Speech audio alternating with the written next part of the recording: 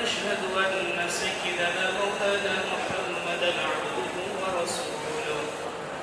أما بعد فقد قال الله تعالى بعد أعوذ بالله من الشيطان الرجيم بسم الله الرحمن الرحيم والعصر إن الإنسان لفي خسر إلا الذين آمنوا وعملوا الصالحات وتواصوا بالحق وتواصوا بالصبر.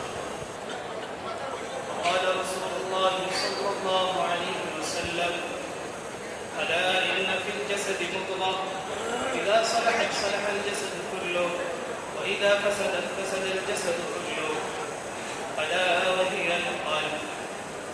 وقال أيضا بلغوا عني ولو آية. وقال أيضا الكيس من دان نفسه وعمل لما بعد الموت. قال أيضا من خاف أدلج ومن أدلج بلغ المنزل. ألا إن سلعة الله غالية ألا إن سلعة الله الجنة أو كما قال عليه الصلاة والسلام. صدق الله العظيم وصدق رسوله النبي الكريم ونحن على ذلك من الشاهدين والشاكرين والحمد لله رب العالمين. سبحانك لا علم لنا إلا ما علمتنا إنك أنت العليم الحكيم. اللهم ألهمنا مراشد أمورنا وأعذنا من شرور أنفسنا. الحمد لله আল্লাহ তাআলা বহুত বড় ইহসান এবং করম যে তিনি আমাদেরকে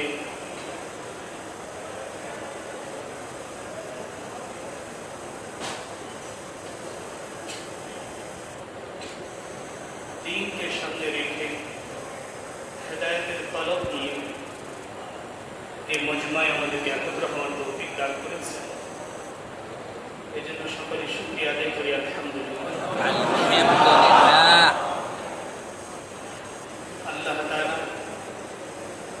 বান্দার বাহ্যিক সুরতকে দেখেন না, বান্দার সম্পদকে দেখেন না, আল্লাহ তাআলা বান্দার দিলকে দেখেন এবং তার আমালকে। إن الله لا ينظر إلى صوركم ولا إلى أموالكم ولكن ينظر إلى قلوبكم وأعمالكم أو كما قال عليه الصلاة والسلام. বান্দার দিলের মধ্যে যখন হেদায়েতের তলব থাকে এবং সে হেদায়েতের তলব দিয়ে তার সাধ্যের ভিতরে মুজাহাদা এবং কষ্টকে সে উঠিতে থাকে, আল্লাহ বলেন আমি তার জন্য সামনের সমস্ত রাস্তাগুলোকে খুলতে থাকি। والذين جاهدوا فينا لنهدينهم سبلنا। যে মুজাহাদা করে, কষ্ট ওঠায়, নফসের বিপরীত সে চলে। মুজাহাদার অর্থই হলো এটা যে মানুষ তার নফসের চাহিদার বিপরীত। কারণ আল্লাহ তাআলা বান্দাকে এমন করেই বানাইছেন, তার নফসকে এমন করেই বানাইছেন, তার নফস এমন জিনিসের চাহিদা করে যে জিনিসের দ্বারা তার দুনিয়ার স্বাদ আস্বাদন হয়, দুনিয়ার আরাম তার লাভ। আর মুজাহাদা হইল তার বিপরীত। বান্দা যখন দুনিয়ার আরামকে কোরবানি করে, দুনিয়ার স্বাদ আস্বাদনকে সে কোরবানি করে, এর বিপরীতে সে কষ্টকে ওঠায়, আখিরাতকে সামনে রেখা তলব নিয়ে সে যখন চলে, আল্লাহ তাআলা বান্দার দিলের তলব এবং সাধ্যের ভিতরে মুজাহাদাকে দেখা বাকি সামনের রাস্তাকে তাকে আগানোর জন্য রাস্তা খুলে দিতে থাকেন, তাকে তৌফিক দিতে থাকেন। এখানে আমরা তলব নিয়ে বসছি, মুজাহাদার নিয়তে বসছি। আমরা এই নিয়ত করে বসি যে আমরা শেষ পর্যন্ত বসব। দ্বিতীয় হইল আমরা সওয়াবের আশা নিয়ে পড়ি, বদলা পাওয়ার আশাকে নিয়ে আমরা এখানে পড়ি। এই মজমার মধ্যে বসতে যে বদলা পাওয়া যায়, যে আল্লাহ তাআলা ফেরেশতাদেরকে সাক্ষী রেখে এই কথা বলেন, ও ফেরেশতারা এই মজমাওয়ালারা যে আশা নিয়ে এখানে বসেছে, অর্থাৎ জান্নাতের আশা, জাহান্নাম থেকে বাঁচার আশা, গুনাহ মাফির আশা, আমি তাদের সমস্ত আশার জিনিস দিয়ে দিই। এমনকি ওই ব্যক্তিকেও আল্লাহ তাআলা মাহরুম করেন না যে ব্যক্তি মজমায় শামিল হওয়ার উদ্দেশ্যে আসে নাই, শুধুমাত্র অন্য কোনো উদ্দেশ্যে এসে অপেক্ষা করতে গিয়ে মজমার শেষে এসে বসে গিয়েছে। আল্লাহ তাআলা বলেন যে এদের বরকতে তো আমি একেও কবুল করে নিই। এরা এমন এক মজমা, তাদের সাথে যারা অন্য নিয়তে পড়ছে এরাও মাহরুম। এই জন্য তারা মজমার শেষ পর্যন্ত বদলা পাওয়ার আশাকে নিয়ে বসে। আল্লাহ তাআলা আমাদেরকে এত পরিমাণ নিয়ামত দান করেছেন যেটা কখনো আমরা গণনা করে শেষ করতে পারবো না। তোমরা যদি আল্লাহ তাআলার নিয়ামতগুলোকে গণনা করো তাহলে তোমরা সেগুলোকে কখনো গণনা করে শেষ করতে পারবে না। কিন্তু আল্লাহ তাআলা বান্দাকে দুনিয়াতে যত নিয়ামত দান করেন, এই নিয়ামতগুলো সবই ক্ষণস্থায়ী। আমরা যে চোখে দেখতে পাচ্ছি এটা নিয়ামত, এটা ক্ষণস্থায়ী। মৃত্যুর সাথে সাথে এই নিয়ামত আমাদের হাতছাড়া। আমাদের পায়ে চলার শক্তি, হাতে ধরার শক্তি, কথা বলার শক্তি, কানে শোনার শক্তি, দুনিয়াবি যে জ্ঞান বৃদ্ধি আমরা অর্জন করেছি, যত সার্টিফিকেট আমরা অর্জন করেছি, যত পারদর্শিতা এবং দক্ষতা আমরা অর্জন করেছি, এই সমস্ত কিছু আল্লাহ তাআলার নিয়ামত, কিন্তু সমস্ত কিছু সাময়িক। কিন্তু আল্লাহ তাআলা আমাদেরকে সবচেয়ে বড় নিয়ামত যেটা দান করেছেন সেটা হল ঈমানের নিয়ামত। এবং এটা এমন এক নিয়ামত যেটা স্থায়ী থাকার জিনিস, যেটা মানুষের সাথে শুধু দুনিয়াতেই না, এই নিয়ামত তার কবরে থাকার জিনিস, এই নিয়ামত কাল কিয়ামতের ময়দানে নিয়ে ওঠার জিনিস, এই নিয়ামত নিয়ে জান্নাতে প্রবেশ করার জিনিস। এই জন্য আল্লাহ তাআলা আমাদেরকে নিয়ামত দান করেছেন এবং আল্লাহ তাআলা এই নিয়ামতের যত্ন নেওয়ার ব্যাপারে বিশেষভাবে আমাদেরকে ফিকির করার কথাও বলে দিয়েছে। তোমাদেরকে কি ঈমানের মতো নিয়ামত দান করা হয়েছে? সর্বপ্রথম আল্লাহ তাআলা আমাদেরকে সতর্ক করেছেন এই ঈমানের নিয়ামতকে হরণ করার জন্য, রেখে দেওয়ার জন্য তোমাদের পিছনে দুইটা শত্রু লেগে আছে। এক হইল নফস, আরেক হইল শয়তান। এদের তোমাদেরকে পথভ্রষ্ট করার শেষ লক্ষ্য হইল ঈমান হারা করে দুনিয়া থেকে বিদায়। সর্বপ্রথম আল্লাহ তাআলা এই ব্যাপারে আমাদেরকে কোরআন কারীমের মধ্যে জানায় দিয়েছে তোমাদের নফসের অবস্থাটা কি, তোমাদের শয়তানের উদ্দেশ্যটা কি, তার মেহনত, তার চেষ্টা, শেষ উদ্দেশ্য হলো এইটাই যে এই নিয়ামত থেকে তোমাদেরকে বঞ্চিত করে আল্লাহ তাআলার রহমত এবং জান্নাত থেকে তোমাদেরকে মাহরুম করা। এটা হলো তাদের উদ্দেশ্য। কিন্তু সেই সঙ্গে আল্লাহ তাআলা শুধু সতর্ক করে দিয়ে থাকতে থাকেন নাই, বরং আল্লাহ তাআলা এই নিয়ামতকে ধরে রাখার ব্যাপারে পদ্ধতিকেও আল্লাহ তাআলা শিখিয়ে গেছেন। আল্লাহ তাআলা হযরত আম্বিয়া আলাইহিস সালামদেরকে পাঠিয়েছেন। আম্বিয়া আলাইহিস সালাম এসে মানুষের উপর ঈমানের মেহনতকে করছেন, মানুষকে ঈমান আনার জন্য যে দাওয়াত দিয়েছেন, ঈমানকে হেফাজত করার তরিকাকেও আল্লাহর নবীরা শিখিয়েছেন। আর ঈমানটাই হলো আমাদের বুনিয়াদি জিনিস। এই ঈমান যখন আমাদের দিলের মধ্যে আসবে, ঈমান যখন আমাদের দিলের মধ্যে মজবুত থাকবে, সন্দেহ ব্যতীত আমাদের ঈমান যখন দিলের মধ্যে থাকবে, এইটার কারণে আমাদের জন্য আমল করা সহজ হবে, দ্বীনের উপর চলা আমাদের জন্য সহজ। এই জন্য আল্লাহ রাসূল সাল্লাল্লাহু আলাইহি ওয়াসাল্লাম এইভাবে বলছেন, আলা ইন্না ফিল জাসাদি মুদগাহ ইযা সালাহাত সালাহাল জাসাদু কুল্লুহু ইযা ফাসাদাত ফাসাদাল জাসাদু কুল্লুহু আলা ওয়া হিয়াল কলব। শোনো, তোমাদের দেহের মধ্যে একটা গোশতের টুকরা আছে, যখন এটা ঠিক হয়ে যাবে তখন সমস্ত অঙ্গ প্রত্যঙ্গের ব্যবহার ঠিক হয়ে যাবে, আর যখন এটা নষ্ট হয়ে যাবে তখন সমস্ত অঙ্গ প্রত্যঙ্গের ব্যবহারও নষ্ট হয়ে যাবে। আলা ওয়া হিয়াল কলব, আর সেটা হলো তোমাদের দিল। আর ঈমানের জায়গা হলো ওই দিল। সমস্ত আম্বিয়া আলাইহিস সালাম এসে সর্বপ্রথম মানুষের দিলের উপর ঈমানের মেহনত করছে। যখন মানুষের ভিতরে ঈমান চলে আসছে তখন তাদের জন্য আমল করা সহজ হয়েছে, আল্লাহ তাআলার নাফরমানি থেকে বাঁচাটা সহজ হয়ে গেছে। যদি এই তরিকায় মানুষ মেহনত না করে, ঈমানের উপর দিনের উপর মেহনত করে ইমানকে মজবুত করার মেহনত না করে কেউ যদি আগে আমল ঠিক করার জন্য চেষ্টা করে, কিছুদিন সে আমল নিয়ে চলবে, কিন্তু সে হোঁচট খেয়ে পড়ে যাবে। এই জন্য একবার হুজুর সাল্লাল্লাহু আলাইহি ওয়াসাল্লাম সাহাবাদের উপর ইমান মেহনত করতেন, আবার ইমান কি পরিমাণ আসছে সেটাকে যাচাই বাছাইও করতেন। একবার এক সাহাবী হারিস ইবনে মালিক রাদিয়াল্লাহু তাআলা আনহুকে জিজ্ঞাসা করলেন, কাইফা আসবাহতা ইয়া হারিস, হে হারিস তুমি কিভাবে সকাল করলে আজ? উনি বললেন, আসবাহতু মুমিনান হাক্কান, আজ আমি প্রকৃত মুমিন অবস্থায় সকাল করলাম। আল্লাহ রাসূল সাল্লাল্লাহু আলাইহি ওয়াসাল্লাম বললেন যে প্রত্যেকটা কথার একটা দলিল থাকে, তোমার এই কথার পিছনে কি দলিল যে তুমি প্রকৃত মুমিন অবস্থায় সকাল করেছ? তখন উনি জবাব দিলেন, আযাফাত নাফসি আনিদ দুনিয়া আসহারতু লিযালিকা লায়ালি ওয়া আযবাতু নাহারি। আমার ভিতরে যে প্রকৃত ঈমান আছে এটার আলামত হইল আমার দিলকে আমি দুনিয়া থেকে খালি করে এসেছি, দুনিয়ার ব্যাপারে আমার দিলের মধ্যে আগ্রহ নেই, যার কারণে আমি আজ রাত ভর নামাজ পড়েছি, দিন ভর আমি রোজা রেখে আছি। এখন ঈমানটা ওনার কোন স্তরে গিয়ে পৌঁছে ওটার কথা উনি নিজেই আবার বর্ণনা দিচ্ছেন। কাআন্নী আনজুরু ইলা আরশি রাব্বি কাআন্নী আনজুরু ইলা আহলিল জান্নাহ ইয়াতাযাওয়ারুনা ফীহা ওয়া কাআন্নী আনজুরু ইলা আহলিন নার ইয়াতাযাওয়ারুনা ফীহা।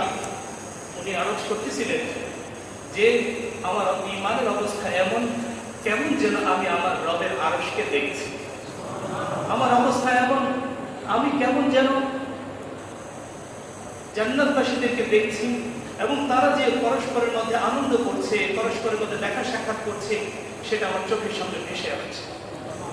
আর কেমন যেন আমি দেখছি জাহান্নামীদের আত্মচিৎকার, তাদেরকে যে শাস্তি দেওয়া হচ্ছে, আযাব দেওয়া হচ্ছে, সেটাও যেন কেমন আমি দেখছি। তখন হুজুর সাল্লাল্লাহু আলাইহি ওয়াসাল্লাম বললেন, আরাফতা ফালজাম আরাফতা ফালজাম আরাফতা ফালজাম, হে যায়েদ তুমি ঈমানের প্রকৃত অবস্থাকে বুঝতে পেরেছো, তোমার ঈমান হাকিকি ঈমান, অতএব এই ঈমানটাকে তুমি ধরে রেখো। হুজুর সাল্লাল্লাহু আলাইহি ওয়াসাল্লাম সাক্ষী দিচ্ছেন যে হ্যাঁ তোমার ঈমানটা হাকিকি ঈমান, কিন্তু শেষে আবার এটাও বলে দিচ্ছে এটার উপর আবার তুমি নিশ্চিন্ত থেকো না, এটাকে ধরে রেখো, এটাকে ধরে রাখার জন্য চেষ্টা করতে হবে। এখানে উনি ওনার ঈমানের হাকিকতকে বয়ান করতেছে। ঈমান যখন আছে ওনার জন্য আমল করা সহজ হয়েছে, রাত ভর আমল করা, দিনে রোজা রাখা ওনার জন্য সহজ হয়েছে, এই জন্যই ওনার ভিতরে ঈমান আছে। আর ঈমানের স্তরটা কি, যে উনি না দেখা জিনিসটাকে দেখার অবস্থায় চলে গেছে। তো এটা অসম্ভব কিছু না। অনেকে আছে আমরা কাবা শরীফ এখন দেখি, কিন্তু কাবা শরীফের কথা এই পরিমাণ আমরা শুনেছি এবং কাবা ঘরে উপস্থিত হওয়া, সেটাকে একটু ছুঁয়ে ধরা, আমাদের দিনের ভিতরে এই পরিমাণ আগ্রহ হয়েছে যে কেমন যেন আমরা সকলেই দেখি। এই জন্য সেই কাবা ঘরে উপস্থিত হওয়ার জন্য আমাদের সকলের দিলের মধ্যে একটা স্বপ্ন থাকে এবং সেটার জন্য আমরা একটু একটু করে চেষ্টা করতে থাকি সেখানে কিভাবে আমাদের উপস্থিত হয়ে যাবে। আমাদের কাছে যেমন কিনা কাবার ঘরটা না দেখা সত্ত্বেও এই কাবা শরীফটা কেমন যেন আমরা দেখেছি, ঠিক তেমন ভাবে সাহাবাদের দিলের মধ্যে আখিরাতের অবস্থা এরকম ছিল। এই পরিমাণ আখিরাতের কথা ওনারা শুনেছেন, এই পরিমাণ আখিরাতের কথাকে বলেছেন যে ওনাদের সামনে আখিরাতের অবস্থা এরকম, না দেখা জিনিসটা দেখার মতো। বান্দার দিলের মধ্যে যখন ঈমান আসে আমল করা সহজ হয়।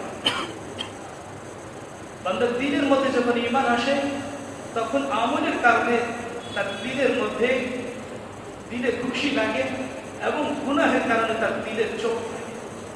এক সাহাবী জিজ্ঞাসা করতেছেন, হে আল্লাহর রাসূল সাল্লাল্লাহু আলাইহি ওয়াসাল্লাম, ঈমান কি?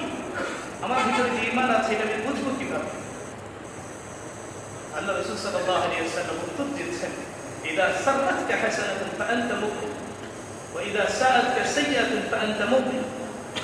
যখন তোমার কোনো নেক কাজ করার পরে দিলে খুশি লাগে তাহলে তুমি মনে রেখো তুমি ঈমানদার। যখন তোমার কোনো খারাপ কাজ করার পরে কোন গুনাহের কাজ করার পরে দিলের মধ্যে চোট লাগে, তাহলে তুমি মনে রেখো তুমি ঈমান। যখন বান্দার দিলের মধ্যে ঈমান আসে, তখন তার জন্য গুনাহ ছাড়াটা সহজ। আল্লাহ রাসূল সাল্লাল্লাহু আলাইহি ওয়াসাল্লাম বলেন, যে ব্যক্তি ইখলাসের সাথে লা ইলাহা ইল্লাল্লাহ পড়বে সে জান্নাতে প্রবেশ করবে। মান ক্বালা লা ইলাহা ইল্লাল্লাহ মুখলিসান দাখালাল জান্নাহ। সাহাবারা জিজ্ঞাসা করলেন যে ওমা ইখলাসুহা, ঈমানের ইখলাসটা কি? আল্লাহ রাসূল সাল্লাল্লাহু আলাইহি ওয়াসাল্লাম বলেন, ঈমানের ইখলাস হইল ওই ঈমানওয়ালাকে আল্লাহর হারামকৃত জিনিস থেকে, বিষয় থেকে তাকে হেফাজত, আন তাহজুহু মিন মাহারিমিল্লাহ। এই ঈমান আল্লাহ তাআলার হারামকৃত জিনিস থেকে তাকে হেফাজত করবে, তাকে বাধা করবে। যখন মানুষের ঈমান তার গুনাহ থেকে বাধা প্রদান করবে, এটা আলামত তার ভিতরে কি আছে? ঈমান।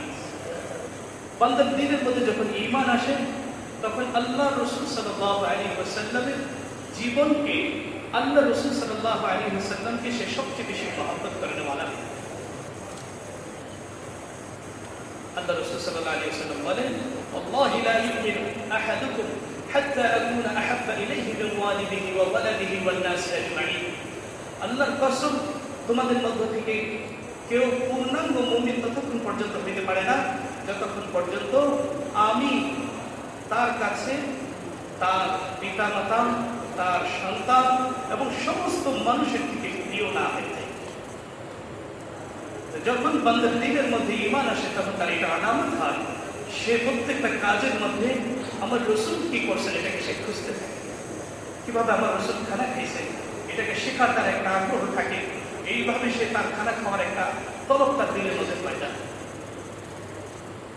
কিভাবে আল্লাহ রাসূল সাল্লাল্লাহু আলাইহি ওয়াসাল্লাম জামা পরিধান করছেন, রাসূলের জামাগুলো কেমন হইত, রাসূলের নামাজটা কেমন হইত, রাসূলের মুআমালাত কেমন ছিল, রাসূলের মুআশারাত কেমন ছিল, এগুলো জানা এবং রাসূলের মতো নিজের জিন্দেগিকে বানানো এক আগ্রহ তার দিলের মধ্যে পয়দা। কারণ ঈমানওয়ালার দিলের মধ্যে আল্লাহ এবং তার রাসূলের বাতানো জিন্দেগির উপরই তার সফলতা, এই কথার ব্যাপারে আর কোনো সন্দেহ থাকে না। আল্লাহ তাআলা এই কথাকে চাইতেছেন বান্দার দিল থেকে, যে ঈমানওয়ালা, ঈমানের সিফাত এমন হবে যে তার দিলের মধ্যে কোনো ধরনের সন্দেহ থাকে না। কোরআনে কারীমের মধ্যে আল্লাহ তাআলা ইরশাদ করেন, ইন্নামাল মুমিনুনা আল্লাযীনা আমানু বিল্লাহি ওয়া রাসূলিহি সুম্মা লাম ইয়ারতাবু। নিশ্চয়ই মুমিন তো তারা যে আল্লাহ এবং তার রাসূলের প্রতি ঈমান আনে, এরপর এতে তাদের কোনো ধরনের সন্দেহ থাকে না, সামান্যতম কোনো সন্দেহ থাকে না। আল্লাহ রাসূল সাল্লাল্লাহু আলাইহি ওয়াসাল্লাম আল্লাহ জাল্লা জালালুহুর পক্ষ থেকে যত ধরনের খবর দান করছেন, এই সমস্ত খবরের মধ্যে তার সামান্যতম কোনো সন্দেহ থাকে। এই জন্য হযরত সাহাবায়ে কেরাম রাদিয়াল্লাহু তাআলা আনহুম আজমাইন আল্লাহ তাআলার কাছে এত পছন্দ যে ওনাদের দিলের মধ্যে আল্লাহ রাসূলের পক্ষ থেকে যত খবর আসছে, ব্যাপারে তাদের দিলের মধ্যে কোনো সন্দেহ হচ্ছে না। হযরত আবু দারদা রাদিয়াল্লাহু তাআলা আনহু প্রসিদ্ধ ঘটনা, ওনাকে সংবাদ দেওয়া হলো আপনার ঘরে আগুন লেগে গেছে। উনি বললেন যে আমার ঘরে তো আগুন লাগে নাই। মা কানা আল্লাহু লিয়াফআলা যালিক, আল্লাহ এমনটা করতে পারেন না যে আমার ঘরে আগুন লাগে। দ্বিতীয়জন এসে একই খবর দিলেন, উনি উত্তর দিলেন মা কানা আল্লাহু লিয়াফআলা যালিক, আল্লাহ এমনটা করতে পারেন না। তৃতীয়জন এসে একই খবর দিলেন, আপনার ঘরে আগুন লেগে গেছে। উনি একই জবাব দিলেন। চতুর্থ জন এসে খবর দিলেন যে মহল্লার মধ্যে আগুন লেগেছিল, আপনার ঘর পর্যন্ত এসে সেটা নিয়ে গেছে। উনি বলে যে হ্যাঁ, এটা কথা সঠিক, এই খবর সঠিক। উপস্থিত যারা ছিলেন আশ্চর্য হইলেন। পরপর তিনজন খবর দিল, ওইটা আপনার কাছে ঠিক মনে হইল না। চতুর্থ জন একজন মাত্র এসে আপনাকে খবর দিল, এটাকে আপনি ঠিক বলতেছেন। উনি কি বলতেছেন? আরে প্রথম তিনজনের খবর তো রাসূলের খবরের সাথে মিলে নাই, শেষের জন্য খবর রাসূলের খবরের সাথে মিলেছে। কি খবর? আল্লাহ রাসূল সাল্লাল্লাহু আলাইহি ওয়াসাল্লাম এই খবর দিয়েছেন, সকালবেলা যদি কেউ ওই দোয়া পড়ে, আল্লাহুম্মা আনতা রাব্বি লা ইলাহা ইল্লা আনতা আলাইকা তাওয়াক্কালতু ওয়া আনতা রাব্বুল আরশিল কারীম, একটা দোয়া আছে। এই দোয়াটা যদি কেউ পড়ে তাহলে সন্ধ্যা পর্যন্ত তার ঘরে কোনো বিপদ আসতে পারে না। সন্ধ্যার সময় যদি কেউ পড়ে তাহলে সকাল পর্যন্ত তার কোনো বিপদ আসতে পারে না। আমি তো সকালবেলায় দোয়া করে বের হয়েছি। এটা কিভাবে হইতে পারে? আল্লাহ রাসূল সাল্লাল্লাহু আলাইহি ওয়াসাল্লাম এই খবরটা দিয়েছেন যে আমি দোয়া করে করে আমার কোনো মুসিবত আসবে না, এরপর আমার মুসিবত আসতে পারে। এটা তো কখনো হইতে পারে না। এই জন্য প্রথম তিনজনের খবর রসুলের খবরের সাথে মিলে নেই। শেষেরটা মিলছে, আল্লাহ রসুল বলছেন আমার ঘরে মুসিবত আসবে না, শেষের জন্য এসে বলছে আমার ঘরে আগুন লাগেনি, কথা মিলছে। এই জন্য আমি এটা বিশ্বাস করছি, প্রথম তিনজনের আমি বিশ্বাস করি। হযরত সাহাবায়ে কেরাম রাদিয়াল্লাহু তাআলা আজমাইন, উনাদের দিলের মধ্যে সামান্যতম সন্দেহ ছিল না আল্লাহ রাসূল সাল্লাল্লাহু আলাইহি ওয়াসাল্লামের কথাতে। আল্লাহ রাসূল সাল্লাল্লাহু আলাইহি ওয়াসাল্লামের সাংবাদিক, এই জন্য কারণ এটা এমনি এসে যায় নাই। আল্লাহ রাসূল সাল্লাল্লাহু আলাইহি ওয়াসাল্লাম সাহাবাদের উপর মেহনত করছেন, সাহাবায়ে কেরাম রাদিয়াল্লাহু তাআলা আজমাইন এই মেহনতকে করছেন।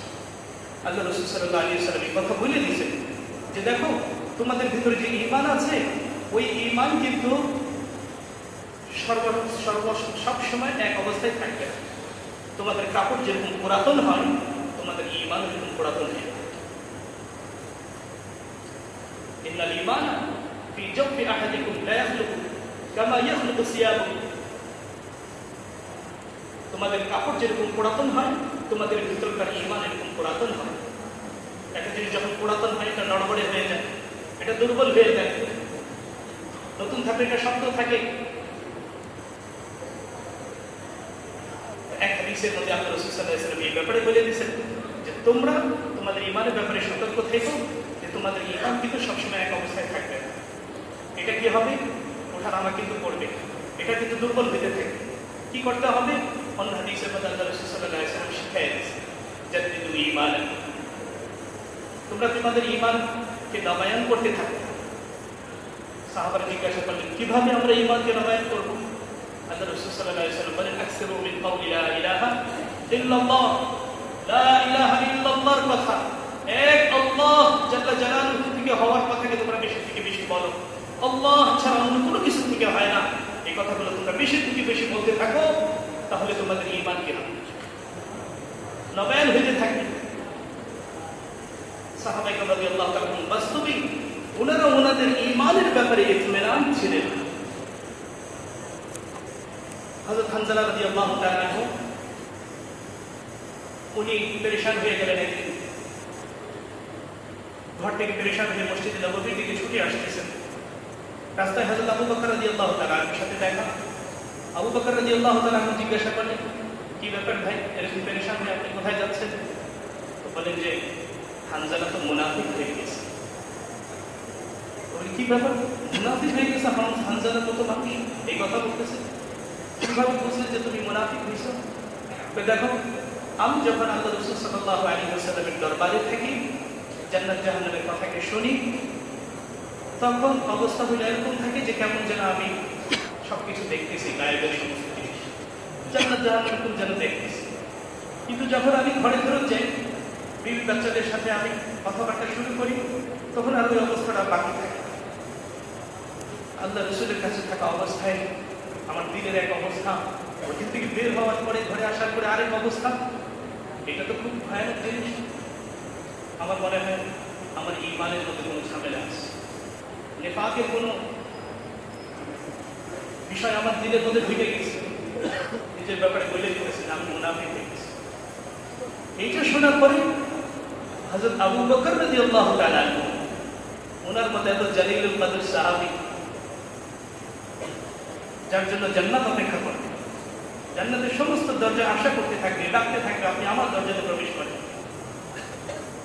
যিনি দুনিয়ার মধ্যে জীবিত থাকা অবস্থায় আল্লাহ তাআলার পক্ষ থেকে সালাম পাইছে, যার ব্যাপারে আল্লাহ তাআলা কোরআনে কারীমের মধ্যে প্রশংসা করে বলছেন আল আতকা, সবচেয়ে বড় মুত্তাকি উম্মতের মধ্যে হযরত আবু বকর রাদিয়াল্লাহু তাআলা।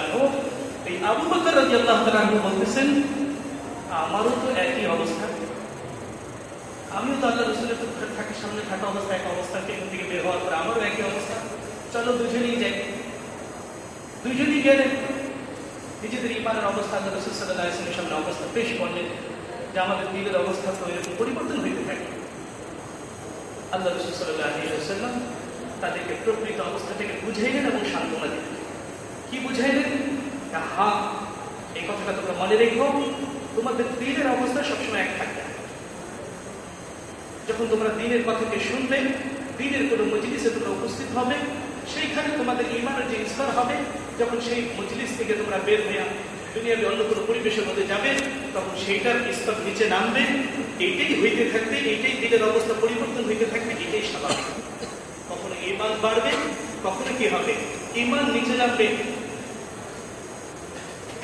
কখনো এখান থেকে ইশারা হয় যে কখনো এমন কারো ইতমিনান হওয়ার সুযোগ নাই যে আমি যেহেতু এই পরিমাণ মেহনত করছি, এই পরিমাণ চিল্লা লাগাইছি, 4 মাস বিদেশে আমি সফর করে ফেলছি, আমি 15 বছর 20 বছর 30 বছর পর্যন্ত আমি যেহেতু মেহনত করছি, আলহামদুলিল্লাহ এই পর্যন্ত আমার করছে, আপাতত মৌত পর্যন্ত আমি ইতমিনান, এখন আর ডাউন হওয়ার কি আশঙ্কা নাই, নিচে আমার আশঙ্কা নাই।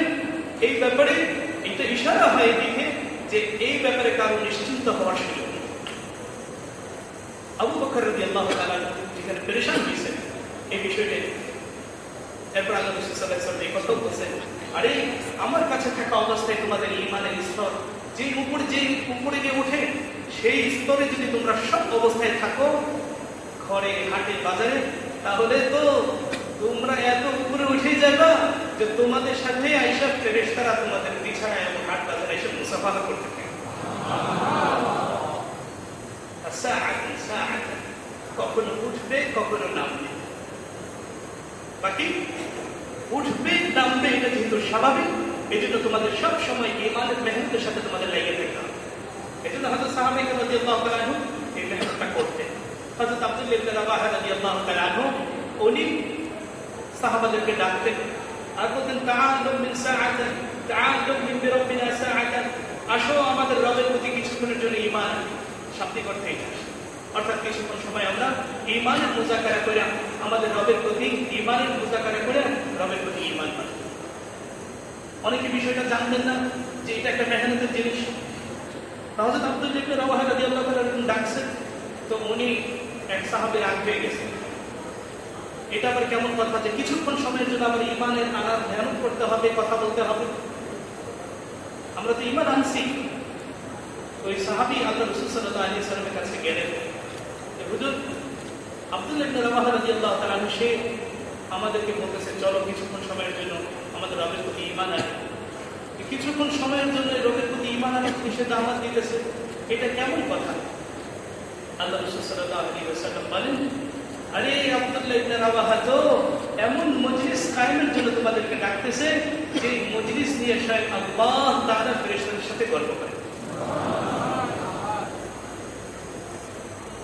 হযরত ওমর রাদিয়াল্লাহু তাআলা এটা করতেন, আমর ইবনে আস রাদিয়াল্লাহু তাআলা এটা করতেন, মানুষদেরকে ডাকতেন, আসো আসো আমরা কিছুক্ষণ সময়ের জন্য ঈমানের মুযাকারা করি, ঈমানের কথাকে বলে আমাদের ঈমানকে বাড়াই।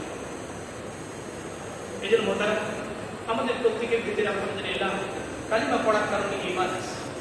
এক হলো ঈমানে মওজুদ, আরেকটা হলো ঈমানে মতলুব।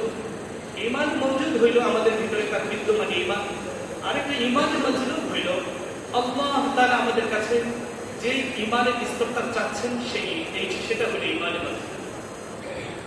ঈমানের ওই স্তরটা আল্লাহ তাআলা আমাদের কাছে চাচ্ছেন যে ঈমান আমাদেরকে আল্লাহ তাআলা নাফরমানি থেকে বাঁচাবে, এই স্তরটা আল্লাহ তাআলা আমাদের কাছে চাচ্ছেন। এটা মেহনত করে বাড়ানোর জিনিস। একজন উদাহরণ দিচ্ছিলেন এভাবে যে একজনের পানি পিপাসা লাগছে, তো একজনের কাছে পানি চাইছে, আমাকে পানি দাও, তাকে 1 চামচ পানি দিচ্ছে, 4 চামচ 1 চামচ পানি দিচ্ছে। সে যখন তার সামনে দিচ্ছে, বলছে আপনি এটা খান, বলছে 1 চামচ পানি দেওয়ার কি হবে, তো আপনি পানি চাইছেন, একটু তো পানি বলা কেন, এই পরিমাণ পানি দ্বারা তো আমার পিপাসা নিবারণ হবে। কি লাগবে? 1 গ্লাস পরিমাণ পানি। 1 গ্লাস পরিমাণ যখন পানি হবে তখন সেটা দ্বারা তার পিপাসা নিবারণ। তো 1 চামচ পরিমাণ পানি কেউ পানি বলে, 1 গ্লাস পরিমাণ পানি কেউ পানি বলে, কিন্তু একটার দ্বারা পিপাসা নিবারণের জরুরত পুরা হইতেছে, আরেকটা দ্বারা কি হচ্ছে পিপাসা নিবারণের জরুরত পুরা হইতেছে। বান্দার দিলের মধ্যে যখন সে কালিমা লা ইলাহা ইল্লাল্লাহ পড়ে, এটার কারণে তার ভিতরে ঈমান আসে, কিন্তু ওই ঈমানটা এত দুর্বল থাকে, এত কম থাকে যেটার দ্বারা তার আখিরাত বানানোর জরুরত পড়া হয়, তার আখিরাত বানানোর জরুরত পড়া হয়। এটাকে মেহনত করে এই পরিমাণ বানাইতে হয় যে এটার দ্বারা তার কি আখিরাত বানানোর জরুরত তার পড়া। মোমবাতির আগুন কেউ আগুন বলে, একটা চুলার আগুন কেউ আগুন বলে, কিন্তু মোমবাতির আগুনের দ্বারা যদি ভাত রান্না করতে যাওয়া হয়, ভাত রান্না করার জরুরত পড়া। একটা চুলার মধ্যে ভাত বসে গেছে, অল্প সময় হয়ে গেছে। এই পার্থক্যটা যখন আমাদের সামনে স্পষ্ট হবে যে আমাদের ভিতরকার ঈমান তো আছে, কিন্তু সেটাকে যত্ন নেওয়া, সেটাকে বাড়ানো। আল্লাহ তাআলা এই জন্য কোরআন কারীমের মধ্যে ঈমানের উদাহরণ দিয়েছেন সাজা গাছের সাথে। একটা গাছের শুরুটা কিভাবে হয়? একটা গাছের শুরুটা কিন্তু একটা চারা। এই চারাটা অত্যন্ত দুর্বল হয়, মানুষের পায়ের নিচে পড়ে সেটা ভেঙে যায়। যে কোনো ছোট বাচ্চা সেটাকে উপড়িয়ে ফেলতে পারে, একটা ছাগলের বাচ্চা সেটাকে খেয়ে ফেলতে পারে। কিন্তু সেই চারাটাকে যখন যত্ন নেওয়া হয়, এটাকে যখন চারদিক থেকে বাউন্ডারি দেওয়া হয়, বেড়া দেওয়া হয়, হেফাজত করার ব্যবস্থা নেওয়া হয়, প্রতিদিন পানি দেওয়া হয়,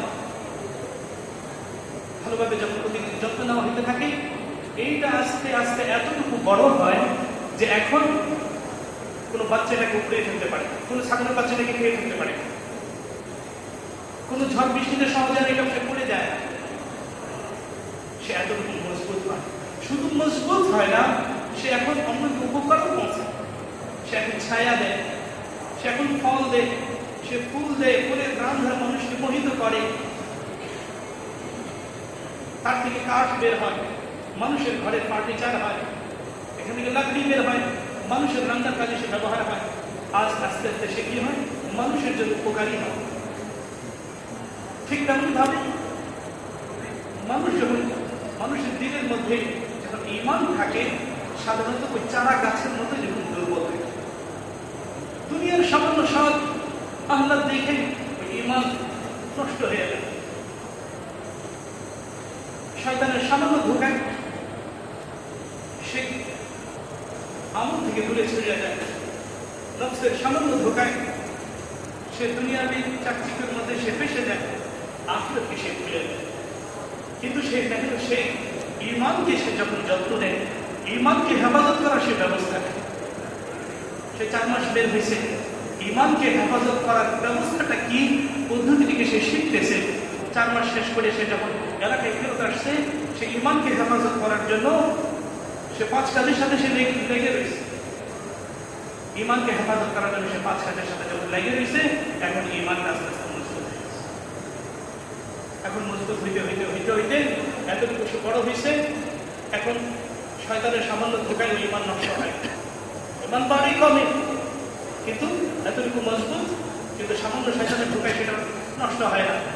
নফসের ধোঁকায় সেটা সহজে নষ্ট হয় না, দুনিয়ার ধোঁকায় সে সহজে নষ্ট হয় না। যে কোনো হালতের মধ্যে সুখ দুঃখ সব অবস্থায় তার নজর থাকে একমাত্র আল্লাহ জাল্লা জালালুহু। দুনিয়ার কোনো কিছু থেকে কোনো কিছু হয় না, এই কথা একই তার দিনের মধ্যে স্পষ্ট। এখন কোনো কিছু থেকে কোনো হালতের দ্বারা সে আর তার ঈমান এবং আমল থেকে সে দূরে এসে যায়। এই জন্য বলতে এই আমাদের মেহনত আল্লাহ জাল্লা জালালুহু আমাদেরকে এই জামানে এই সুরতে দান করছেন। এটা সহজ করে দিয়েছেন আল্লাহ তাআলা। এই মেহনতের সাথে যদি আমি আপনি সময় লাগাইতে থাকি, 4 মাস সময় লাগাইতে আমরা থাকি, আল্লাহ রাস্তায় যদি আমরা সফর করতে থাকি, এই সফরের দ্বারা সর্বপ্রথম আমাদের ভিতরে এই অনুভূতি এবং ইহসাস পয়দা হবে, আল্লাহ জাল্লা জালালুহু আমার দিলের মধ্যে কত বড় সম্পদ দিয়ে আছে।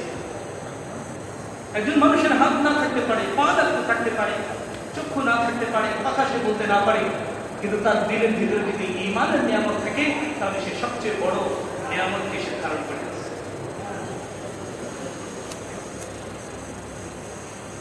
যার দিলের মধ্যে ঈমান আছে, তার সম্পর্ক হইল আল্লাহ জাল্লা জালালুহু। আল্লাহ তাআলা কোরআনে কারীমের মধ্যে বিভিন্ন ঘটনাকে উল্লেখ করতেছেন এবং এই উম্মতকে শিখাইতেছেন, শোনো, আমি তোমাদেরকে এখানে পাঠাইছি, এক কালিমা দিয়ে তোমাদেরকে পাঠাইছি, লা ইলাহা ইল্লাল্লাহ। এই কালিমা দিয়ে আমি জিনিসটা তোমাদের কাছে চাইতেছি, তোমাদের মওতের আগে তোমাদের দিল থেকে যেন তোমাদের রব ছাড়া তোমাদের দিলের মধ্যে আর কোনো কিছু না থেকে সমস্ত বাইবুল্লাহ তোমাদের দিল থেকে বের হয়।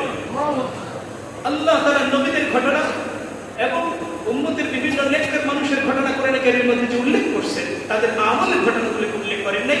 তাদের দুই ধরনের ঘটনাকে আল্লাহ তাআলা উল্লেখ করছেন। এক হলো তাদের দাওয়াতের মেহনতের তরিকাটা কি ছিল, দ্বিতীয় হলো তাদের ঈমানের স্তরটা কি ছিল। তাদের নামাজ কেমন ছিল, রোজা কেমন ছিল, লেনদেন কেমন ছিল, ওগুলোকে আল্লাহ তাআলা বর্ণনা করেন। আল্লাহ তাআলা কোরআন কারীমের মধ্যে এই দুইটা জিনিস উল্লেখ করেছেন বিশেষভাবে। এক হলো তাদের দাওয়াতের তরিকাটা কি ছিল এবং দ্বিতীয় হলো তাদের ঈমানের স্তরটা কত উঁচু ছিল। আল্লাহ তাআলা দেখিয়েছেন, এ মানুষ কিয়ামত পর্যন্ত আনেওয়ালা মানুষ, তোমাদের দিল থেকে যদি গায়রুল্লাহকে এরকম করে বের করতে পারো, যেরকম নমুনা আমি তোমাদের সামনে কোরআন কারীমের মধ্যে বিভিন্ন ঘটনার দ্বারা রাখছি, আমি ওই পূর্ববর্তী আম্বিয়া আলাইহিমুস সালাম, পূর্ববর্তী নেককার মানুষদেরকে আর সাহাবায়ে কেরাম রাদিয়াল্লাহু তাআলা আনহুদেরও আল্লাহ তাআলা কোরআন কারীমের প্রশংসা করছেন। তাদেরকে যেভাবে আমি সাহায্য করছি, হে মুমিনগণ কিয়ামত পর্যন্ত মানুষ শুনে রাখো, আমি তোমাদেরকে এরকম সাহায্য করব।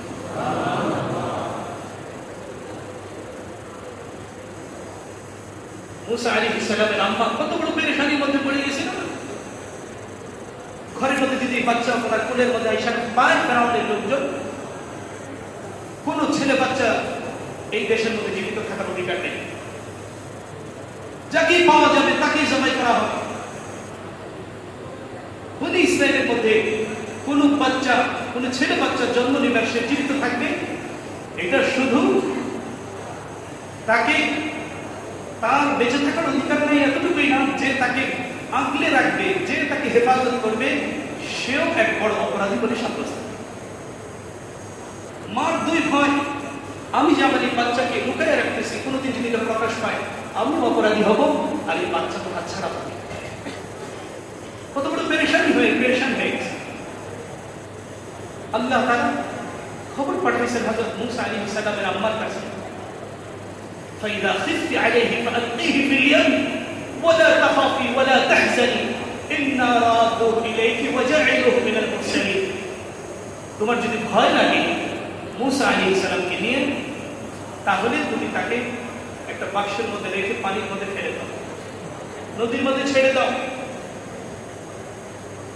তুমি ভয় করো না, পেরেশান হইও না, আমি তাকে তোমার কাছে আবার ফেরত পাঠাবো। শুধু ফেরতই পাঠাবো না, একে আমি নবীও বানাবো তোমার চোখের সামনে, তুমি দেখবা একে আমি নবীও। মুসা আলাইহিস সালামের আম্মা দিলের মধ্যে এই কথা ইয়াকিন ছিল, তার দিল থেকে গায়রুল্লাহ সমস্ত ইয়াকিন বাহির হয়ে গেছিল। আল্লাহ জাল্লা জালালুহু একাই যথেষ্ট আমার এই বাচ্চাকে হেফাজত করার। ফিরআউন তার সমস্ত ক্ষমতা নিয়ে এই বাচ্চাকে, বাচ্চাগুলো দুনিয়ার মধ্যে থাকতে না পারে, এটার জন্য সে সমস্ত চেষ্টা করে যেতেছে। তারা চেষ্টা করতে পারে, কিন্তু আমার রব যদি ফয়সালা করে সে দুনিয়ার মধ্যে থাকবে, তাহলে আমার রবের জন্য অসম্ভব কিছু। আল্লাহ তাআলার উপর কথার ইয়াকিন থাকার কারণে উনার কোলের মধ্যে থাকা অবস্থায় যতটুকু অনিরাপদ ছিল, তার চেয়ে অনিরাপদ জায়গা তাকে ছেড়ে দিয়েছে। তার কোলের মধ্যে থাকা অবস্থা তো অনিরাপদই ছিল, এটা নিরাপদ কতটুকু আর বলা যায়। উনি ভয় করতেছিলেন না, আমার কোলের মধ্যে থাকা অবস্থায় আমার বাচ্চাটা নিরাপদ না। যতটুকু অনিরাপদ ছিল নিজের মায়ের কোলে, তার যে অনিরাপদ জায়গা তো ছিল ওই পানির মধ্যে ফেলে দেওয়া। কিন্তু ওনার দিলের মধ্যে কথা ইয়াকিন যে আমার রব তো কোনো কিছুর মুখাপেক্ষী না, আমার রবের কোনো সীমাবদ্ধতা নেই।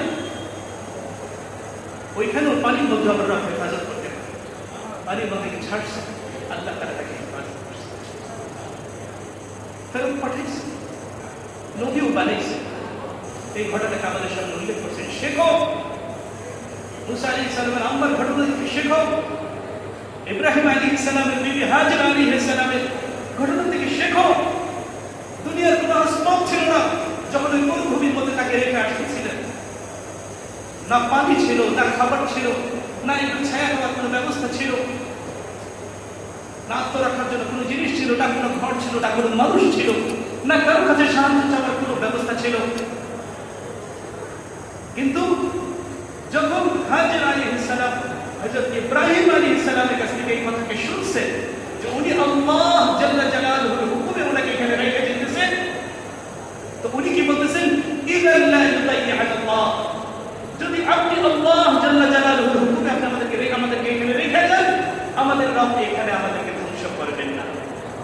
কারণ দিনের মধ্যে কথা কি আমাদের রব আমাদেরকে পালার জন্য দুনিয়ার যে ব্যবস্থাপনা বর্তমানে রাখছেন ওই ব্যবস্থাপনার মোকাবেক্ষী না। পানি দিয়ে পিপাসা নিবারণ করতেছেন, পানি ছাড়া পিপাসা নিবারণ করতে উনি শক্তি রাখেন। খাবারের দ্বারা ক্ষুধা নিবারণ করে, খাবার ছাড়া উনি ক্ষুধা নিবারণ করার শক্তি রাখেন। দুনিয়ার বিভিন্ন হেফাজতের আসবাবের দ্বারা হেফাজত করতে যেরকম পারেন ওগুলো ছাড়াও আল্লাহ পান। এই জন্য উনি আল্লাহ জাল্লা জালালুহুর হুকুমের সামনে নিজেকে নত করে দিয়েছেন, ওনার জন্য সহজ হয়েছে। আল্লাহ তাআলা বলছেন যে দেখো, তোমরা যদি তোমাদের দিল থেকে গায়রুল্লাহকে বের করে শুধুমাত্র তোমাদের রবকে রাখতে পারো, তোমাদের কোনো পেরেশানি নেই, তোমাদের যা লাগে তোমরা আমার কাছে আদায় করে নাও। দেখো না সুলাইমান আলাইহিস সালাম সে কত বড় আবদার করছে আমার কাছে, রব্বি হাবলি মুলকান লা ইয়ানবাগি লিআহাদিন মিন বা'দি, আয় আল্লাহ আপনি আমাকে এমন এক রাজত্ব দেন যেটা আমার পরে আর কারো হবে না। এরকম কথা হলে দোয়া করছে, আমার পরে কারো হবে না, ওনার আগেও কারো ছিল না, কোনো মানুষের কি ছিল। হযরত সুলাইমান আলাইহিস সালামের রাজত্ব যেরকম মানুষের উপর ছিল, এরকম জিনের উপর ছিল, পশু পাখির উপরে ছিল, পিঁপড়ার উপরে ছিল, হাতির উপরে ছিল, বন জঙ্গল সমুদ্রের সমস্ত প্রাণীর উপরে ওনার রাজত্ব ছিল। জিন তার কথাকে শুনত, তার কথা তার সামনে আয়েশা ভয়ে কাঁপতে থাকতো। আল্লাহ তাআলা হযরত সুলাইমান আলাইহিস সালামের দোয়ার কথাকে উল্লেখ করে দিয়েছেন। দেখো সুলাইমান আলাইহিস সালাম তার কত বড় আশা ছিল যে এরকম একটা রাজত্ব ওনার দরকার, যে রাজত্ব শুধু তার হবে, তোমার তার হবে। আমি ওটাকে এটা দিয়ে দিয়েছি। হযরত জাকারিয়া আলাইহিস সালামের ঘটনা তোমাদের সামনে রাখলাম। জাকারিয়া আলাইহিস সালাম এমন বয়সে গিয়ে উনি সন্তান চাইছেন যে বয়সে সাধারণত পৃথিবীর কারো সন্তান হয় না, ওই বয়সে সবার কাছে সন্তান চেয়ে বসছে। রব্বি ইন্নী ওয়াহানা আল-আযমু মিন্নী ওয়াশতা'আলা রা'সু শাইবা ওয়া লাম আকুন বিদুআইকা রাব্বি শাকিয়্যা ওয়া ইন্নী খিফতু al-মাওয়ালিয়া মিন ওয়ারা'i ওয়া কানাত ইমরা'তি 'আqiran ফাহাব লি মিন লাদুনকা ওয়ালিয়্যা ইয়ারিসুনি ওয়া ইয়ারিসু মিন আলি ইয়াকুব। উনি বলতেছেন, আয় আল্লাহ আমার এবং আমার বিবির কোনো অবস্থাতে তো সন্তান হওয়ার সম্ভাবনা নেই, আমি দুর্বল হয়ে গেছি, চুলগুলো পেকে গেছে, আমার হাড্ডি দুর্বল হয়ে গেছে, আমার বিবি বন্ধা, দুনিয়ার স্বাভাবিক ব্যবস্থাপনায় সন্তান তো আসবেই না, কিন্তু আপনার কাছে তো কোনো সীমাবদ্ধতা নেই, এটা আপনার হুকুমে একটু মানুষ বন্ধা হয়, আপনার হুকুমে দুনিয়াতে সন্তান আসে। আল্লাহর কাছে চায় বসছে, আল্লাহ তাআলা ওনার কাছে সুসংবাদ পাঠাইছে, ঠিক আছে আপনার দোয়া কবুল হয়েছে, আমি আপনাকে সন্তানও দিলাম, সন্তানের নাম হলো ইয়াহইয়া আলাইহিস সালামের নাম আল্লাহ তাআলা, এরকম নাম আল্লাহ তাআলার আগে কারো নাই, এরকম নাম দিয়ে আল্লাহ তাআলা আইয়ুব আলাইহিস সালামের ঘটনাকে সামনে রাখছে। আইয়ুব আলাইহিস সালাম এরকম অসুস্থ হয়ে গেছিলেন যে অসুস্থতার চিকিৎসাও কোনো ছিল না বা চিকিৎসার কোনো ব্যবস্থাও হইতেছিল না। দীর্ঘদিন পর্যন্ত উনি অসুস্থ ছিলেন, বছরের পর বছর উনি অসুস্থ, চিকিৎসার কোনো ব্যবস্থা ছিলই না। ওনার আশপাশের মানুষ ওই অসুস্থতার কারণে আস্তে আস্তে দূরে সরে গেছে, ওনার যত হাতে সম্পদ ছিল সমস্ত সম্পদ তার শেষ হয়ে গেছে।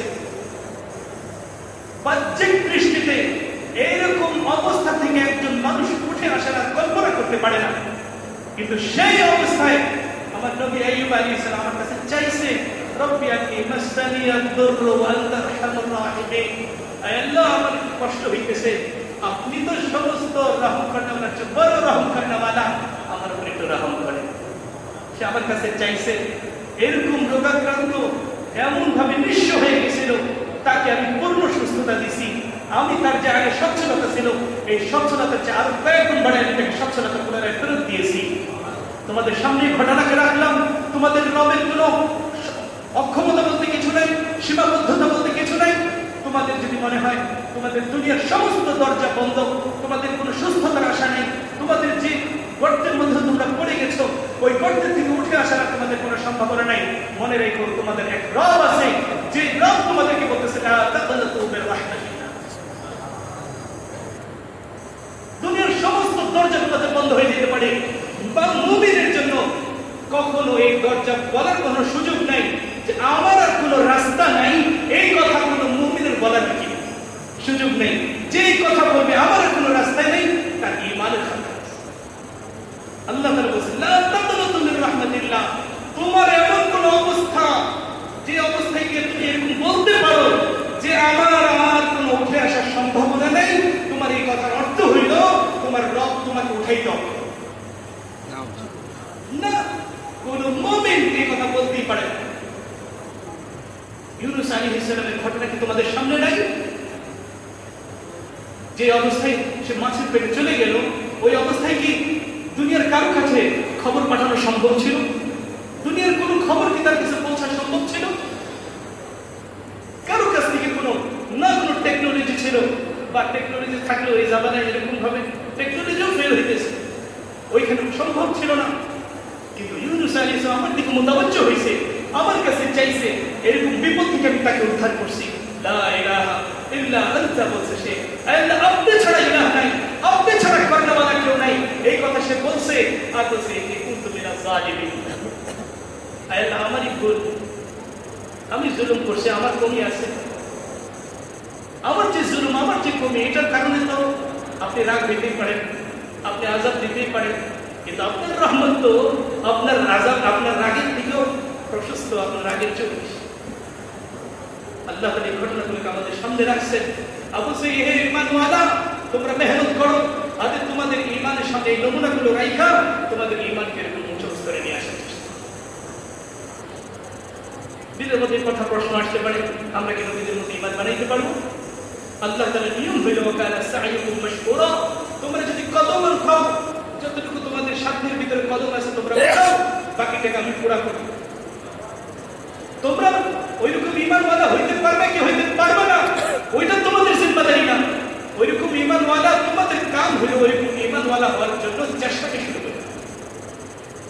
তোমার যদি ওই পরিমাণ ঈমান বানাইতে না পারো, আমার আল্লাহ তাআলার পক্ষ থেকে ওয়াদা আছে, সাহায্য তোমরা পেয়ে যাবে। আল্লাহ তাআলার নিয়ম হলো এটা, বান্দা যখন কোনো কাজের চেষ্টা করে শেষ পর্যন্ত পৌঁছতে না পারে, শেষ পর্যন্ত পৌঁছার বদলা আল্লাহ তাআলা দিবেন। মসজিদে এসে জামাতের সাথে নামাজ পড়ার জন্য সে আসছে, চেষ্টা করছে, আইসা দেখে জামাত শেষ হয়ে গেছে, তাকে কিসের দেখে দেওয়া হয়? পূর্ণ জামাতের সাথে নামাজ পড়ার দেখে দেওয়া হয়। হজের উদ্দেশ্যে সে রওনা হয়েছে, হজে সে পৌঁছতে পারে না, এর আগে তার মৌত হয়েছে। হাজী সাহেব হিসাব কালকে আমাদের বাজারে ওঠানো, হাফেজ হওয়ার নিয়তে সে হেফ শুরু করছে, কিছু দূর যাওয়ার পরে তার ইন্তেকাল হয়ে গেছে, কালকে আমাদের বাজারে তাকে হাফেজ হিসাবে ওঠানো। পূর্ণাঙ্গ ঈমান বানানোর জন্য আমরা মেহনত করার জন্য কদম উঠাইছি, এর আগে আমাদের মৌত হয়ে গেছে। আল্লাহ তাআলা পূর্ণাঙ্গ ঈমানওয়ালাদের সাথে আমাদের হাসর। আল্লাহ তাআলার নিয়ম হইল মান তাশাব্বাহা বিকওমিন ফাহুয়া মিনহুম, তুমি যদি হাকীকিভাবে তাদের মতো হইতে না পারো, যাদেরকে আমি কবুল করছি, কিন্তু তাদের সাথে যদি তুমি সাদৃশ্যতা অবলম্বন করো, তাদের নকল করো, আমি তো তোমাদেরকে তাদের মধ্যে গণ্য করব। মান তাশাব্বাহা বিকওমিন ফাহুয়া মিনহুম, তুমি যদি তাদেরকে মহব্বত করো, তাদের জিন্দেগিকে মহব্বত করো, তাদের ঈমানকে মহব্বত করো, এবং তাদের মতো হওয়ার জন্য তুমি খালি নকল করতেছো। আরে দুনিয়ার মধ্যে বাচ্চাদের নকল করা আমাদের কত পছন্দ লাগে। ঘরের মধ্যে ছোট ছোট বাচ্চা, আমরা যখন নামাজে দাঁড়াই, আমাদের মতো যখন তারাও নামাজ পড়ার চেষ্টা করে, আমাদের দিনের মধ্যে ভালো লাগে। আরে কত সুন্দর বাচ্চা নামাজ পড়তেছে, আমরা যদি একটা কাজ করি, সেও আমার মতো কাজ করার জন্য চেষ্টা করে, আমাদের দিকে ভালো লাগে। আমরা জানি সে অক্ষম, সে পারবে না, কিন্তু সে চেষ্টা করতেছে বাবার মতো নামাজ পড়তে, মার মতো রান্না করতে, সে চেষ্টা করতেছে। মার দিলের মধ্যে খুশি লাগে, এই বাচ্চা যদি বড় হয় একদিন ইনশাআল্লাহ ভালো রান্না করতে পারবে, এই বাচ্চা যদি বড় হয় ভালো করে নামাজ পড়তে পারবে। ঘরটা সে ঝাড়ু দেওয়ার চেষ্টা করে, ঘরটা সে মোছার চেষ্টা করে, নকল করতে থাকে বাবা মা। বাবা মার দিলের মধ্যে খুশি লাগে, কুলে তুলে নেয়, জড়ায় নেয়, সে নকল করছে, এটা চুমু দেয়। সে কিন্তু কি করে নেই, ঘরটা ভালো করে ঝাড়ু দেয় না, ঘরটা সে ভালো করে মুছে নেয়। সেটা প্লেট ধুইতে দিয়েছে, সে প্লেট ধুইতে পারে নাই, কিন্তু এই যে চেষ্টাটা করছে, মার দিল খুশি হয়ে গেছে, বাবার দিল খুশি হয়ে গেছে, আমার বাচ্চাটা করার চেষ্টা করছে। আল্লাহ জাল্লা জালালুহু বান্দা যখন চেষ্টাকে শুরু করে, এরকম আল্লাহ তাআলা দিল খুশি, আল্লাহ তাআলা খুশি হয়ে যান, আল্লাহ তাআলা খুশি হয়ে যান, বান্দাকে কাছে নিয়ে নেয়। কি আসছে হাদিসের মধ্যে, বান্দা যদি এক কদম আগায় আল্লাহ তাআলার রহমত, দুই কদম আগায় বান্দা যদি আল্লাহ তাআলার দিকে হেঁটে অগ্রসর হয়, আল্লাহ তাআলার রহমতের দিকে দৌড়ে অগ্রসর হয় আল্লাহ তাআলা। আমাদের কাম হইল, আল্লাহ তাআলা বলে দিয়েছেন যে দেখো তোমাদের সাধ্যের বাহিরে আমি তোমাদের কাছে কোনো কিছু চাই না। লা ইউকাল্লিফুল্লাহু নাফসান ইল্লা উসআহা, তোমাদের সাধ্যের ভিতরেই আমি সবকিছু দিয়েছি, তোমাদের সাধ্যের বাহিরে কিছু চাই না। তোমরা তোমাদের সাধ্যের ভিতরে কদমটা ওঠাও, সাধ্যের বাহিরের জিম্মাদারি আমার। এই জন্য মহারাম, এটা আমাদের মেহনতের মধ্যে যদি আমরা একটু কদম উঠাইতে থাকি, সফর করতে থাকি, একটু কষ্ট এবং মুজাহাদা করতে থাকি, কষ্ট আর মুজাহাদা আল্লাহ তাআলা কি দিয়েছে। বাস আমি যে অবস্থার মধ্যে আছি, এই অবস্থার মধ্যে আমি অভ্যস্ত হয়ে গেছি আল্লাহ দ্বীন বুলন্দ করার জন্য। কোথায় বুলন্দ? সর্বপ্রথম আমার নিজের জিন্দেগির মধ্যে আল্লাহ জাল্লা জালালুহুর দ্বীনকে বুলন্দ করা, এরপর পুরো দুনিয়ার মধ্যে দ্বীনকে বুলন্দ করার নিয়তে আমি যখন আমার নিজের ঘরকে ছাড়বো, কষ্টকে উঠাইব, আল্লাহ তাআলা আমার জন্য রাস্তাকে খুলতে থাকবে। আল্লাযীনা জাহাদু ফীনা লানাহদিয়ান্নাহুম সুবুলানা। আমরা এই জামানায় আছি, আমরা দ্বীনের জন্য কষ্ট মুজাহাদা করতে এত অভ্যস্ত না। আমরা অনেক দুর্বল, আমাদের আলের যোগ্যতা কেমন যোগ্যতা নেই। আমরা আমাদের দেশের বিষয় বলি, আমাদের আলহামদুলিল্লাহ আমাদের সফর হয়েছিল একটা জামাত 10 নম্বর হালকার 7 জনের একটা জামাত আমাদের আফ্রিকার ফয়সালা ছিল, ওখানে আমাদের সফর হয়েছে। আমাদের 4 এবং কেনিয়া, 2টা দেশ আমাদের সফর ফয়সালা ছিল, ওই 2টা দেশ আমরা সফর করছি। আমরা তো আমাদের দেশ হিসাবে, আমাদের গঠন হিসাবে আমরা দুর্বল। ওই দেশের মানুষগুলো কালো, উঁচা, লম্বা, আর তারা খুব সবল। তারা কি খুব সবল, খুব শক্তিশালী, অনেক ভার তারা বহন করতে পারে, অনেক কষ্ট তারা বরদাস্ত করতে পারে। ওই দেশের মধ্যে আমরা যে আসলাম, আসার সময় গরম ছিল 46 ডিগ্রি, তারা বলতেছিল এটা এখন কোনো গরম, গরম হবে 55 ডিগ্রি আসবে, 60 ডিগ্রি হবে, তখন ডিগ্রি হবে গরম। ওই যখন 46 ডিগ্রি ছিল তখন ওই গরম আমরা সহ্য করতে কষ্ট হয়ে যেত। গামছা ভিজায় শরীরের মধ্যে ভিজা গামছা দিয়ে রাখতাম উপরে, 10 মিনিট মধ্যে শুকিয়ে যেত, আবার বালতির মধ্যে ভিজায় আবার কি করতে দিয়ে এরকম করে ওখানে গরম ছিল। কিন্তু আল্লাহ জাল্লা জালালুহু তাদের মধ্যে এই গরমকে বরদাস্ত করার যোগ্যতা দিয়েছে। তারা আমরা এই সময় ঘর থেকে বা মসজিদ থেকে বের হওয়ার সাহস করতাম না, কিন্তু এই সময় তারা বাহিরে আছে, তারা চলতেছে, ফিরতেছে, তারা কাজ করতেছে। আর তারা এই দাওয়াতের লাইনে এত বেশি কোরবানি করে, আমরা দেখেও শুনেও পাই। আমাদের দেশের তুলনায় যাদের দেশে 8 গুণ বড়, মানুষ কম, 1,80,60,000, কিন্তু তাদের এখানে দাওয়াতের মেহনত যারা করে এত মজবুতির সাথে করে যে তারা বলে যে তাদের সফরগুলো এখনো নবীর জামানার মতো উটের সফর। উটের সফর করতে হলে পায়দল তারা চলে, উট দিয়ে তারা সামানা নিয়ে। তাদের বহু বড় বড় জায়গা খালি করে থাকে, ওইখানে তাদের পানির ব্যবস্থা অনেক জায়গায়, রাজধানীর মধ্যে তো সহজ, কিন্তু রাজধানীর বাহিরে গেলে সব জায়গায় পানির ব্যবস্থা থাকে। একটু পানি আনার জন্য তাদের 2-2.5 ঘন্টা সফর করে জায়গা। তারা এক এক জায়গায় সফর করে, এই হিসাবে তারা সফর যায় না, আমার কাছ থেকে এই হিসাবে রোগ দেওয়া হয় না যে ওইখানে ভালো মসজিদ আছে কিনা, ওইখানে ভালো পানি, টয়লেটের ভিতরে কোনো ব্যবস্থাপনা আছে কিনা, এই হিসাবে তাদের রোগ দেয়। রোগটা কি রোগ এসে? ওইখানে কিছু মানুষ আছে, ওই মানুষ থাকার কারণে ওইখানে আপনাদের জায়গা, ওইখানে তারা যায়। ওইখানে যাওয়ার পরে আপনার কারগুজারি শুনেছে, এমন হয় আমাদের 1 কলস পানি আনার জন্য 2.5 ঘন্টা আমাদের যাই, 2.5 ঘন্টা গিয়ে 1 কলস পানি আমরা পুকুর থেকে নিয়ে আসি, এরপরে আবার 2.5 ঘন্টা হেঁটে আবার আমরা মসজিদে আসি, বা যেখানে আমাদের থাকার স্থান এখানে আসি। 12 জন সাথী গেছি। আমাদেরকে যিনি কারগুজারি শুনাইতেছিলেন এটা, উনি বলতেছেন যে আমরা 12 জন সাথী গেছি, রাজধানীর যত অনেক বড় বড় ব্যক্তিত্বের সন্তানদেরকে আমরা নিয়ে গেছি। তো 40 দিন আমরা দেখছিলাম আমাদের প্রতিদিন 1 কলস পানি আমরা 2.5 ঘন্টায় গিয়ে নিয়ে আসতাম, আমরা যাইতাম আর নিয়ে আসতাম, মোট 5 ঘন্টা লাগতো 1 কলস পানি। মানুষ হলো 12 জন, চালাইতে হবে একদিন সারাদিন। কিভাবে খাওয়ার মশলা? ওই পানির মশলা হবে, কিন্তু পানিটা আমরা কতটুকু পান করবো, কিভাবে পান করবো, ওনারা মশওয়ারা করতেন, আমি সব ফাইসলা করতেন যে 3 বেলা আমরা পানি পান করবো, প্রতি বেলা 1 ঢোক করে আমরা পানি পান, 1 ঢোকের বেশি আমরা একটু পানি পান করবো না, এটা ইস্তেমায়ী জিনিস। 1 ঢোকের বেশি পানি পান করলে অপরের হক নষ্ট হবে। এরকম করে মশওয়ারা করে তারা পানি খাইত 3 বেলা 3 ঢোক, অথচ গরম 40 ডিগ্রি 50 ডিগ্রি এই পরিমাণ গরম, কিন্তু পানি কি সকালে 1 ঢোক, দুপুরে 1 ঢোক, রাতে 1 ঢোক।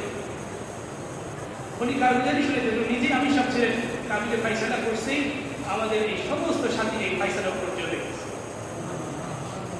সারাদিনে 3 বেলা 3 ঢোক পানি খাইত। এই কোরবানি এতটুকু যে কোরবানির মুজাহিদা করছে, আল্লাহ তাআলা তার দিলকে নূরে নূরান্বিত করছে। 40 দিন পার হওয়ার পরে তারা বলতেছে আমরা 4 মাসকে পড়া, তারা 4 মাসকে পড়া করছে। উনি কারগুজারি শুনেছেন, যারা 4 মাসকে পড়া করছে তারা প্রত্যেকে আলহামদুলিল্লাহ ভালো কামের সাথে আল্লাহ তাআলা লাগাই রাখছে, আল্লাহ তাআলা ভালো অবস্থানে তাদের মধ্যে তাদেরকে রাখছে। আমরা যে জামাত গেছিলাম, আমাদেরকে রাজধানীর আশপাশে বেশি রাখছে। আমাদের মধ্যে এক সাথে অসুস্থ ছিল বিধায় আমাদেরকে দূরে পাঠানো, কিন্তু সাধারণত এক একটা জামাত কিছু পাঠান ওই 800 কিলোমিটার দূরে, 1000 কিলোমিটার দূরে, 1400 কিলোমিটার দূরে, এরকম দূর পর্যন্ত পাঠান। আমাদেরকে একটা পাকিস্তানি জামাত কারগুজারি শোনাই দিয়েছে। আমাদের এখানে পাকিস্তানি জামাতের সাথে মোলাকাত দিয়েছে, ইন্ডিয়ান জামাতের সাথে মোলাকাত দিয়েছে, আর আশপাশে বিভিন্ন আফ্রিকার জামাতের সাথে মোলাকাত দিয়েছে। ওনারা কারগুজারি শোনাই দিয়েছেন, আমরা 4 মাস সফর করছি এক জায়গায়, এর মধ্যে 3.5 মাসের মধ্যে কোনো মসজিদ নেই।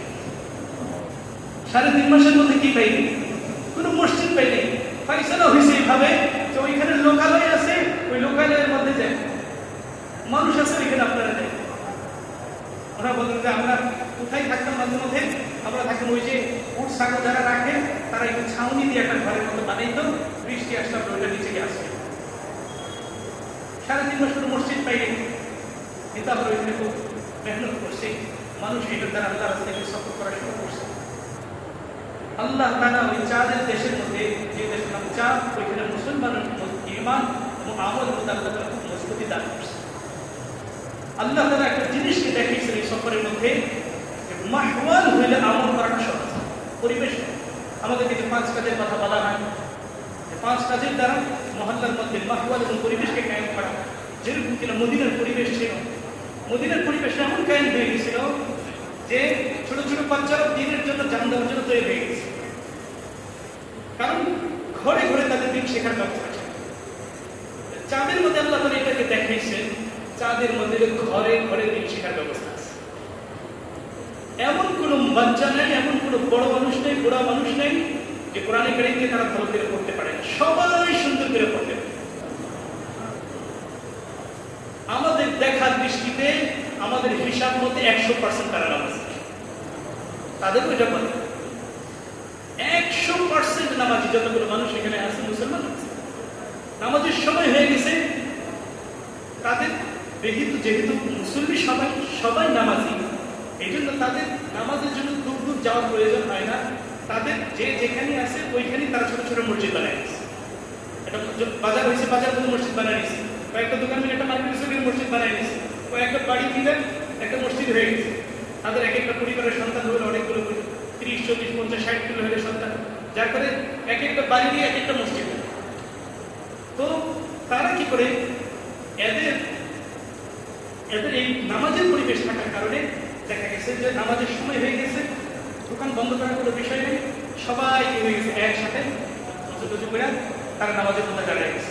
যারা রাস্তা দিয়ে চলতেছিল, গাড়ি থামায়া, ঘোড়া থামায়া, উট থামায়া, তারা ওইখানে গিয়ে গেছে নামাজের জন্য, সবাই এসে গেছে। আমরা যে একটা দিনের মধ্যে আশা করি কবে আমাদের মসজিদগুলোর মধ্যে ফজর এবং জুমার নামাজ মুসলিম এক হবে, আল্লাহ তাআলা এই নমুনা ওইখানে দেখায় গেছে। তাদের ফজরের নামাজ আর মাগরিবের নামাজ এক, কারণ কি জুমার নামাজ সব মসজিদে হয় না, আশপাশের অনেকগুলো মসজিদ মিলে একটা মসজিদে তারা জুমা। এখন তাদের মধ্যে সবাই নামাজি, এটার কারণ মিলে ছোট ছোট বাচ্চারা জামাত ছুটে গেছে, ছোট ছোট 8-10 বাচ্চা মসজিদে চলে আসছে, এসে সবাই একসাথে নামাজ দাঁড়িয়ে ইমাম হয়ে নামাজ পড়া শুরু করে। ঘরে ঘরে তাদের দিন শেখার ব্যবস্থা, দিন শেখার জন্য, কোরআন কারীম শেখার জন্য, জরুরি মাসাইল শেখার জন্য তাদের দূর দূর জায়গা হয়। ছোট ছোট বাচ্চারা ওরকম কি করতেছে, হাদিস বলতেছে, মাসআলা মাসাইল করতেছে পারতেছে। মাহওয়াল হইলে, পরিবেশ হইলে আল্লাহ তাআলা দ্বীনের উপর যে চলাকে আল্লাহ তাআলা সহজ করেন, আল্লাহ তাআলা এই নমুনাকে আল্লাহ তাআলা এখানে দেখাচ্ছেন। মানুষ যখন সফর করে, সফর করার দ্বারা আল্লাহ তাআলা তাকে এরকম দিনকে খুঁজতে থাকে, তার সামনে দিনের রাস্তাকে আল্লাহ তাআলা সহজ করতে থাকে, আর আল্লাহ তাআলা তার মদদ এবং নুসরতকে আল্লাহ তাআলা দেখিয়ে দেবে। আর আল্লাহ তাআলা আমাদের দুনিয়ার একটা নিয়ম হইল এটা, যে আমরা দিনের লাইনে যে যতটুকু উঠছি, আমরা মনে হয় কিতাব করে উঠি নাই, আমরা আরেকজনের দিনদারিকে দেখে উঠছি। আমরা নামাজ শিখছি কি কিতাব করে নামাজ শিখছি, না আরেকজনের নামাজ দেখে শিখছি? আমরা তবলিগের মধ্যে কেমনে কি আমল করতে হয়, কেমনে আল্লাহ রাস্তায় বেরিয়ে হয়, কাল কেমনে কোন আমল করতে হয়, মনজিল কিভাবে করতে হয়, মাশওয়ারা কিভাবে করতে হয়, তালিম কেমনে করতে হয়, এটাকে আমরা কি কিতাবে পড়ছি, তারপর আমরা কাজ শুরু করে দিচ্ছি? এরকম থেকে আমাদের পুরাতন যারা মুরব্বী আছে আমাদের কাছ থেকে আমরা এটা দেখছি, দেখে আমরা শিখছি, এখন আমাদের জন্য আমল করে খেয়েছি, সহজ হয়েছে। একজন দর্জি জামা বানায়, কিতাব পড়ে সে জামা বানায়নি, সে আরেকজন দর্জির কাছ থেকে কি শিখছে? জামা বানানোকে শিখা তারপর সে জামা বানাইছে। একজন যে ভালো বাবুর্চি, সে কিতাব পড়ে ভালো বই পড়ে সে বাবুর্চি হয় না, সে কি হয়? আরেকজন বাবুর্চির সাথে থাইকা তার রান্নাকে দেখা পাশে থেকে সে কি করে? রান্নাকে শিখে। বই পড়ে সে শিখে না। বই পড়ার দ্বারা এটা দলিল হয় যে তার রান্নাটা ঠিক আছে, বই পড়ার দ্বারা এটা দলিল হয় যে সেলাইটা ঠিক আছে। বইটা হলো দলিলের জন্য যে রান্নাটা ঠিক আছে, কিতাবটা হলো দলিলের জন্য। কিন্তু মানুষের জিন্দেগির মধ্যে দিন আসে, আরেকজনের দিনকে দেখা আরেকজন দিনদারের সাথে উঠা বসা করে। এটা আল্লাহ তাআলা শিখিয়ে দিয়েছেন, ইয়া আইয়ুহাল্লাযীনা আমানু তাকুল্লাহ ওয়া কুনু মা'আস সাদিকিন। হে তোমরা ঈমানদাররা, তোমরা তাকওয়া অবলম্বন করো এবং নেককার মানুষের সাথে উঠা বসা করো। আল্লাহ তাআলা পদ্ধতি শিখিয়ে দিয়েছেন, তোমরা নেককার মানুষের সাথে তোমরা যদি উঠা বসা করো, তাহলে তোমাদের জন্য তাকওয়ার উপর চলা সহজ হবে। তাকওয়াওয়ালাদের সাথে চললে তোমাদের জন্য তাকওয়াওয়ালাদের চলা সহজ হবে। আল্লাহ তাআলা এক এক মানুষের মধ্যে এক এক সিফাত রাখছেন। এক এক দেশের মধ্যে আল্লাহ তাআলা দ্বীনের এক একটা আমলকে আল্লাহ তাআলা উঁচু করে জিন্দা রাখছেন। মানুষ যখন সফর করতে থাকে এক এক দেশের মধ্যে গিয়া দ্বীনের এক একটা শুবা, দ্বীনের এক একটা বিষয়কে সে যখন দেখে, সে তখন তাদের সাথে চলে ওইগুলোকে সে হাসিল করে, সেটাকে সে অর্জন করে। কিতাবের পাতা থেকে না, জিন্দেগির পাতা থেকে দ্বীনকে হাসিল, জিন্দেগি দেখে জিন্দেগি বানানো। মানুষ যখন সফর করে, দূর দূরান্ত সফর করে, আল্লাহ তাআলা সর্বপ্রথম যে তাকে ফায়দাটা দান করেন, তাকে দ্বীনি জিন্দেগি দেখা দ্বীনের লাইনে আগে বাড়ার এক জজবা তাকে দান করেন, এক শক্তি তাকে দান করেন এবং তাকে আল্লাহ তাআলা তৌফিক দেন। সেই সাথে আল্লাহ তাআলা আমাদের উপর রহম করছেন, করম করছেন। আমাদের উপর এক বড় জিম্মাদারি, আল্লাহ জাল্লা জালালুহু আমাদেরকে যে দ্বীন রহম করে করম করে আমাদেরকে দ্বীন দান করছেন, এই দ্বীন যেন দুনিয়া থেকে মিটা না যায়, এই দ্বীনের নিয়ামত দুনিয়ার প্রত্যেকটা মানুষের ঘরে, কাঁচা পাকা প্রত্যেকটা মানুষের ঘরে যেন পৌঁছে, সেইটার ব্যাপারে কদম ওঠানো, ওইটার জন্য হরকত করা, ওইটার জন্য মেহনত করা, এটা আমার আপনার জিম্মাদারি। ইখতিয়ারি না যে করলে করলাম, না করলে না করলাম, এটা কোনো ইখতিয়ারের বিষয় না। না, এটা আমাদের প্রত্যেকেরই জিম্মাদারি। দুনিয়ার মধ্যে যেন দ্বীন বাকি, দুনিয়ার মধ্যে যেন দ্বীন জিন্দা হয়। পৃথিবীর প্রাচীন আছে, কারণ আছে, হয়তো আমি কি পৃথিবীর প্রত্যেকটা মানুষকে দ্বীন শেখাইতে পারবো, প্রত্যেকটা মানুষের কাছে পৌঁছাইতে পারবো? এইখানে কথা বই চাই। আমার কাম হইল আমার সাধ্যের ভিতরে কদমকে ওঠানো, আল্লাহ তাআলার কাম হলো বাকিটাকে করা। দুনিয়ার মধ্যে আমরা যারা মুসলমান আছি, আমাদের যদি প্রত্যেকে আমাদের ইস্তেদাদের ভিতরে, আমাদের সাধ্যের ভিতরে মেহনতকে আমরা পুরা করি, আল্লাহ জাল্লা জালালুহু বাকিটাকে পুরা করবেন। সাহাবায়ে কেরাম রাদিয়াল্লাহু তাআলা আজমাইন, ওনাদের ইস্তেদাদের, ওনাদের যোগ্যতা সমস্ত কিছু এই দ্বীনকে জিন্দা হওয়ার জন্য যখন দিয়ে দিয়েছেন, সমস্ত সাহাবী যখন দিয়ে দিয়েছেন, বাকিটাকে আল্লাহ তাআলা পুরা করেছেন। যে বড় দুনিয়া, সোয়া লক্ষ সাহাবী, ওনারা পুরো দুনিয়ার মধ্যে মেহনত করছেন, কিন্তু পুরো দুনিয়ার সব জায়গায় ইঞ্চি ইঞ্চি জায়গায় ওনাদের পৌঁছা সম্ভব হয় না। ওনাদের যতটুকু সাধ্য ছিল অতটুকু পর্যন্ত ওনারা পৌঁছেন, বাকিটাকে আল্লাহ তাআলা পুরা করে দিয়েছেন। কি পরিমাণ ওনারা মেহনত করছেন। আবু আইয়ুব আনসারী রাদিয়াল্লাহু তাআলা যখন তুরস্কের দিকে, ইস্তাম্বুলের দিকে সফর করলেন, তখন ওনার যখন মৃত্যু কাছাকাছি হয়ে গেছে, 90-এর উপর ওনার বয়স, উনি কাফেলার আমির সব যখন বুঝছেন ওনার প্রায় মৃত্যু ওনার কাছাকাছি, জিজ্ঞাসা করছেন মৃত্যুর সময় আপনার শেষ কোনো ইচ্ছা আছে কিনা, কোনো আশা আপনার আছে কিনা? তো উনি আশা ব্যক্ত করছেন যে হ্যাঁ, আমার এই আশা আছে যে আমার যদি এই সফরের মধ্যে মৌত হয়ে যায় আর তোমাদের যদি কষ্ট না হয়, তোমাদের ভিতরে তোমাদের যদি সাধ্য থাকে, তাহলে আমার এই লাশটুকু তোমরা এখানে দাফন করে দিও না, বরং যতটুকু পারো তোমাদের সাথে আরো একটু সামনে নিয়ে, যেন কাল কিয়ামতের ময়দানে আমি এই কথাটাকে বলতে পারি, আয় আল্লাহ, আমি জীবদ্দশায়ও, আমি জীবিত থাকতেও আমি আপনার এই দিন জিন্দা করার জন্য, দিন যেন দুনিয়াতে নাম মিলে যায়, এটার জন্য আমি হরকত করছি, কদম উঠাইছি। আর যখন আমার জান ছিল না, আমার নিজের সাধ্য ছিল না, তখন আমার এই লাশটাও আপনার রাস্তায় চলছে। এরকম জজবা দিনের মধ্যে ছিল। আমাদের দিনের মধ্যে যদি আমি এই জজবাকে দেয়, আমার দিনের জজবা থাকুক বা না থাকুক, আমার যেখানে আল্লাহ তাআলা ফায়সালা রাখছে ওইখানে আমার মৌত হবে। যতই আমি চেষ্টা করি আমার পছন্দনীয় জায়গা আমার মৌত হোক, ওইটা কখনই হবে না। আমার নির্ধারিত জায়গায় আমার মৌত হবে। কিন্তু যদি আমার দিনের মধ্যে জজবাটাকে বানাইতে পারি যে আমার মৌত যেন আল্লাহর রাস্তায় হয়, আমার জান যেন আল্লাহর রাস্তায় যায়, এই কথা নিয়ম যদি আমি রাখতে পারি, আমার মৌত যদি বিছানায়ও হয়, আল্লাহ তাআলা আমাকে আল্লাহর রাস্তায় জান দেওয়ার কি দেখি না। খালিদ বিন ওয়ালিদ রাদিয়াল্লাহু তাআলা তার শরীরের মধ্যে এমন কোন স্থান নাই যেখানে একটু তরবারির আঘাত নাই, যেখানে বর্ষার একটু আঘাত নাই, পুরো শরীরের মধ্যে ওনার ক্ষত বিক্ষত, কিন্তু ওনার ময়দানে উনি আল্লাহর রাস্তায় জান দেওয়ার জন্য বছরের পর বছর উনি ময়দানের মধ্যে ঘোড়া ছুটাইছেন, কিন্তু ওনার ময়দানে তার মৌত হয় নাই, ওনার বিছানার মধ্যে ওনার মৌত হয়েছে। কিন্তু এই বিছানার মধ্যে মৌত হইল, ওনার দিলের জজবা ছিল যে আমার মৌত কোথায়, আল্লাহ রাস্তার ময়দানে। আল্লাহ তাআলা বান্দার দিলের আশা অনুযায়ী তার সাথে মুআমালা করেন, যে সে যদি তার দিলের মধ্যে এই কথা দিলের মধ্যে তামান্না করে, আমার এই জান এই জন্যই হবে, আমার এই জান আমার সাধ্যের ভিতরে আমি কোরবানি করতে থাকবো, আমার এই জান আল্লাহর জন্য বেঁচে যাবে, এইভাবে সে যদি তার যে জজবা এবং নিয়মকে নিয়ে সে কদমকে ওঠায়, আল্লাহ তাআলা তার ফায়সালা অনুযায়ী মৌত দিবেন, কিন্তু আল্লাহ তাআলা তাকে শহীদের কাতারে ইনশাআল্লাহ উঠায় নেবেন। দিনের জন্য জান বেনমালা হিসেবে আল্লাহ তাআলা তাকে গণ্য করবেন। এই জন্য সর্বপ্রথম আমাদের বিকল্প বিষয় হল দিলকে, নিয়তকে পরিষ্কার করে ফেলা, সাফ করে ফেলা, যে আমি আমার জিন্দেগিকে ওয়াকফ করলাম দুনিয়ার মধ্যে দিন জিন্দা হওয়ার ব্যাপারে। চলবো তো মশওয়ারা অনুযায়ী, চলবো জজবা অনুযায়ী না, দিনের মধ্যে জজবা তো রাখবো, কিন্তু চলবো বড়দের মশওয়ারা অনুযায়ী, কিন্তু আমি দিনের মধ্যে জজবা রাখবো,